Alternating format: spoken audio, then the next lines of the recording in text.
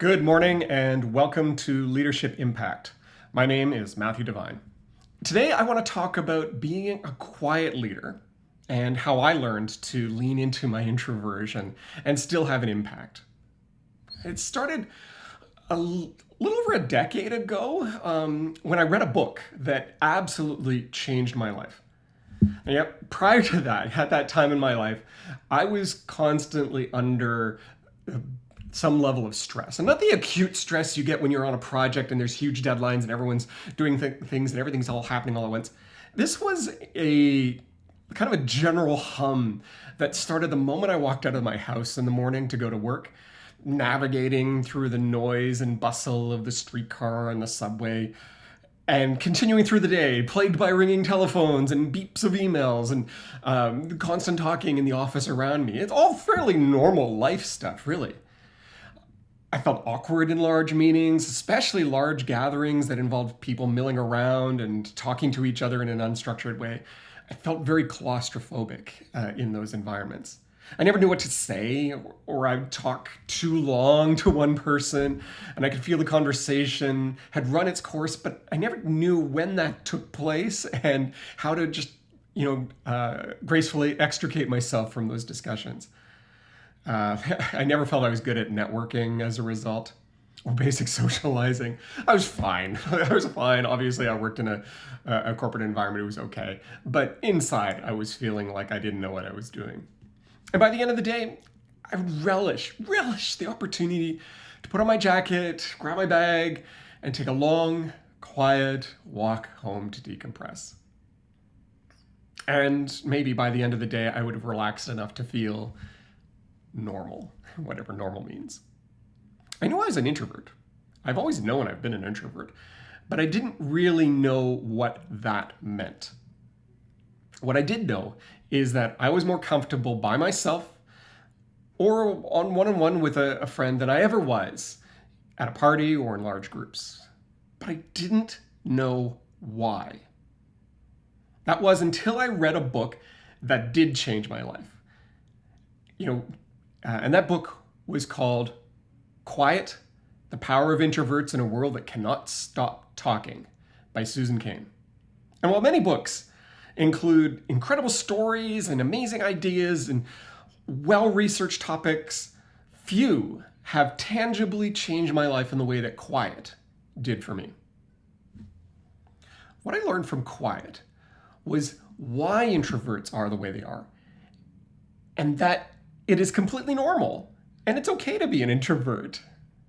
So those two things radically changed my approach in how I live my life and what I did next. Specifically, I learned that introverts spend their energy differently than extroverts. Okay, so I want to picture a situation. Picture an introvert and an extrovert waking up in the morning. The extrovert starts their day mostly with an empty battery. They get up, they turn on their music, maybe they sing along to a song, they start talking to their family, the people around them. And as they do this, their social battery starts charging up. And throughout the day, they have great conversations, they're dazzled by sounds and lights all around them, it's all exciting. Their battery charges even more and more. And every time they engage and experience the world around them, it energizes them. For an introvert, it's the reverse. An introvert will usually start the day with a full battery or mostly full battery.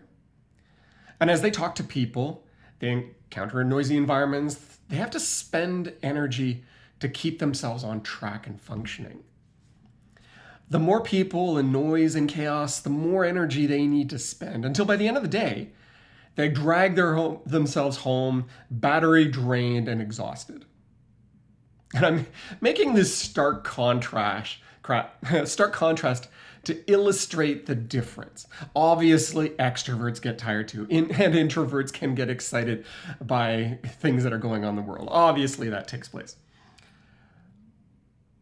Now, the cause of this difference comes down to how sensitive introverts and extroverts are to the world.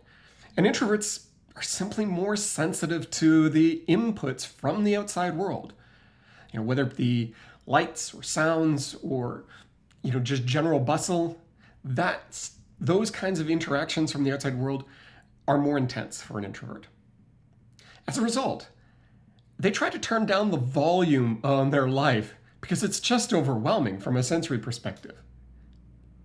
Extroverts, by comparison, are not as sensitive to the world. Now, this is not to say they are not sensitive people. Of course, extroverts are sensitive people. What I mean is that they are physically more sensitive to the thing, or physically not as sensitive to the things around them. And so they need to turn up the dial, turn up the volume in order to experience it fully. The challenge is that much of the world, and much of the work world, whether that's in person or online, has been shaped by extroverts. Now that's changed somewhat since many of us are working virtually these days or working from home. There are more opportunities for introverts to put themselves on mute for a period of time. But we still need to be on Zoom calls or Teams meetings for most of our meetings. And Zoom fatigue is a real thing. It wouldn't surprise me, though, if an introvert coined the term. It's exhausting for an introvert to be on for such long periods of time, even in virtual meetings. Now, getting back to the book Quiet. When I read it, I finally understood why I was living with a constant background hum of stress. It was because I was exhausting myself and not taking time to recover, let alone not even understanding what I needed to do to recover.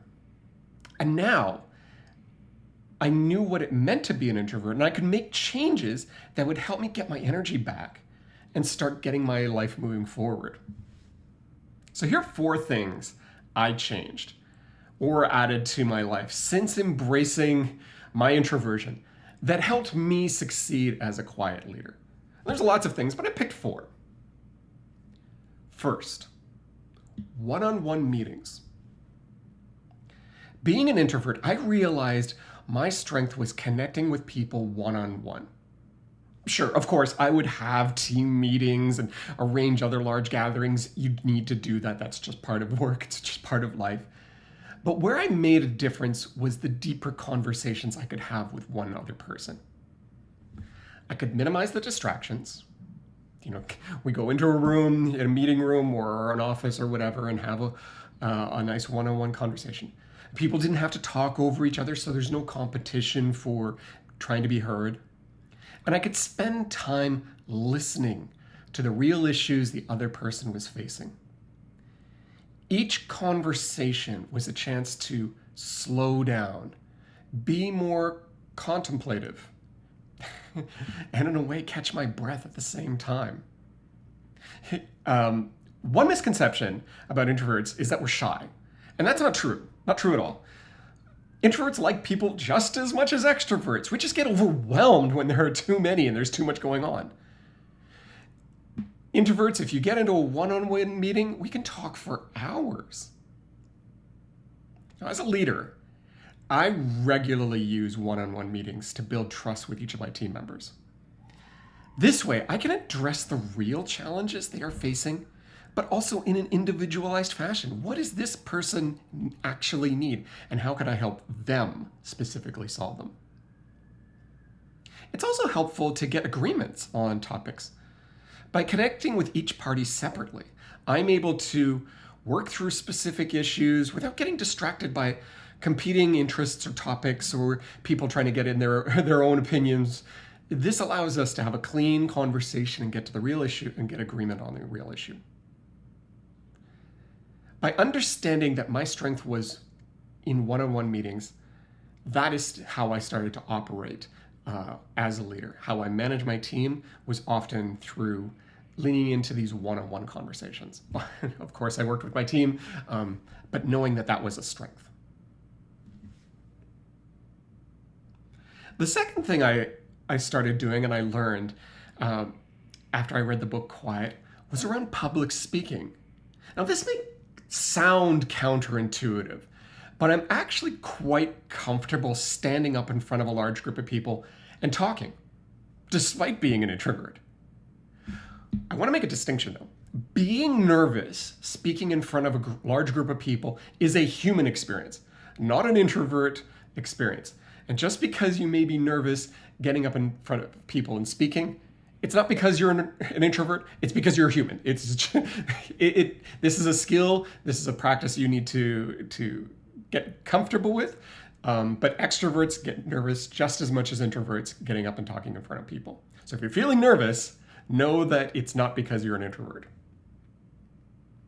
For me, I recognized that speaking in front of groups was actually an environment that could be controlled.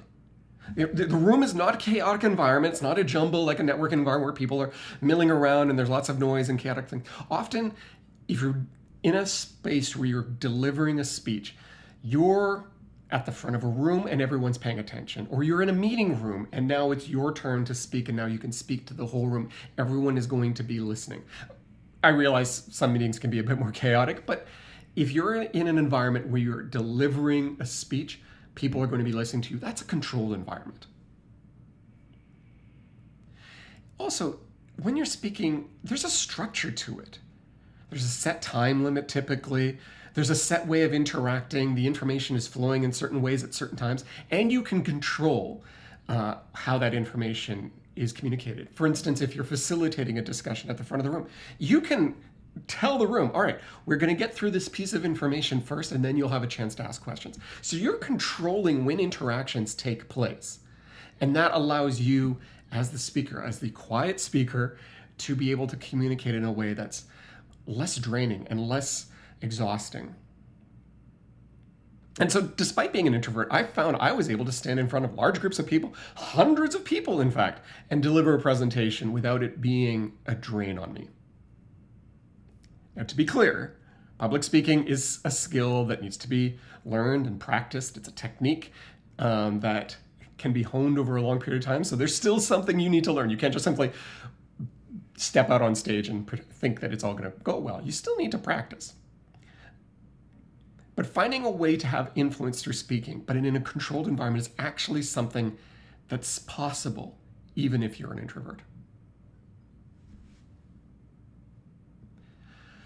The third thing I started doing after I read the book Quiet, and this may not be for everyone, but I'm putting it here to open your mind to the possibility, is improv. So the extrovert world can be chaotic and you are not always going to have control over what goes on and what happens. And so I decided to give improv a try, improvisation. Now, for those of you who don't know what improv is it's often used in a comedy setting, but you're given a topic and without a script and without any rehearsal, you go on stage and perform a scene based on that topic. And the results are often very funny, which is why it's often used in comedy. But sometimes the results can be absolutely magical at what can be created.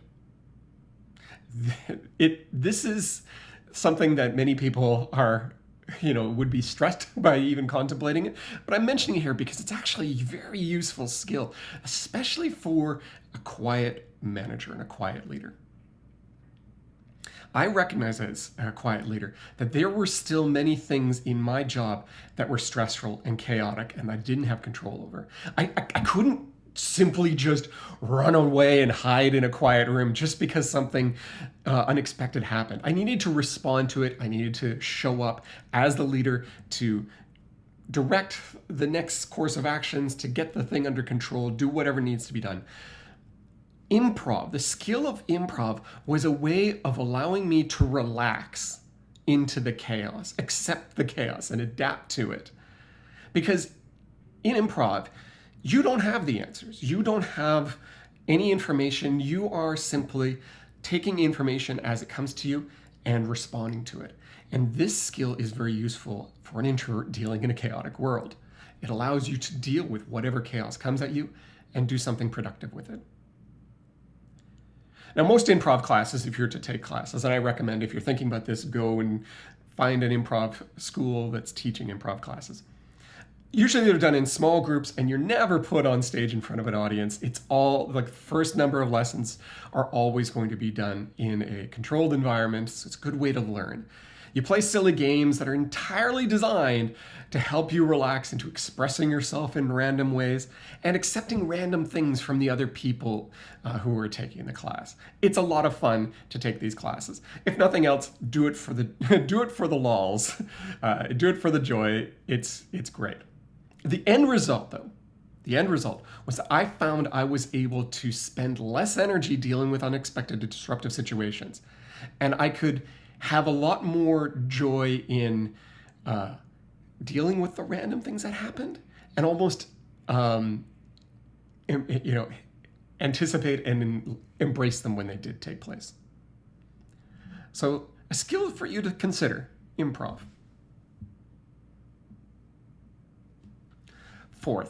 The fourth thing that I started doing after I read the book Quiet was to set better boundaries for myself. So as much as improv might allow me to deal with chaotic situations, it still was important to create healthy boundaries. Learning to pay attention to when I became tired and overwhelmed, and then being okay to step away, were very important boundaries that I set in my life. So during long events, this could take the form of, taking a short break, finding someplace quiet, cool for just a few minutes, just simply to get that breath of fresh air and get away from the noise for a few minutes, clear out my thoughts, and then I could re-engage. So it doesn't have to be long, but understanding that this is a good way to let off a bit of steam, recharge the battery that little bit, and get back into it. Then at large parties or gatherings, it was also knowing when it was time for me to leave. When I was ready, when I had exhausted that battery to a point that it wasn't going to be recovered in a short time. And that it was okay to step away. Now, to be clear, you still need to show up. And you can't walk away after the first interaction. Spending energy as an introvert is still important if you want to make connections and you want to have an impact. You still need to invest this time, but it's understanding when your levels drop down and how do you recover from them. Because if you let your energy level drop too low, you're not going to be paying attention very well. You're not going to be functioning very well. I know for myself, I tend to get irritated if I get really tired. So it's useful for you to understand when you're getting tired so you're performing at your best. In a way, it's like that Snickers commercial. You're not you if you're hungry. And it's true for introverts. You're not you if you're tired or socially exhausted. A friend of mine is actually really good at this. She'll politely, with a smile, express that she is tired and it's time for her to go home. It's done easily and gracefully, and you can do that too. And when you do step away, find an environment that helps you recover. Personally, I like getting outside and going for a walk. Ideally, if it is someplace cool or quiet, all the better. I love autumn for that, by the way. That helps a lot. Some people will even take a short nap in the middle of the day as a way of recharging. If you have the time and you have the space to do that, then great. That's a good way of recharging. The key thing I want to leave you with: being an introvert, being a quiet leader, does not mean you cannot have an impact on the world. Being an introvert should not be used as an excuse to hide in the corner or not get involved in activities. You have the ability to make a difference, not only in the world outside you and the people around you, your community, your colleagues, your work friends, but also for yourself, and that requires engagement. You have the ability to make your voice heard. Understand what it means to be an introvert and use those characteristics to your advantage. This has been Leadership Impact, and my name is Matthew Devine. If you wish to carry on this conversation, send me a DM or click on my profile to book an appointment. No charge. Let's have a conversation. I'd be happy to connect with you. And until next time, let's get to work.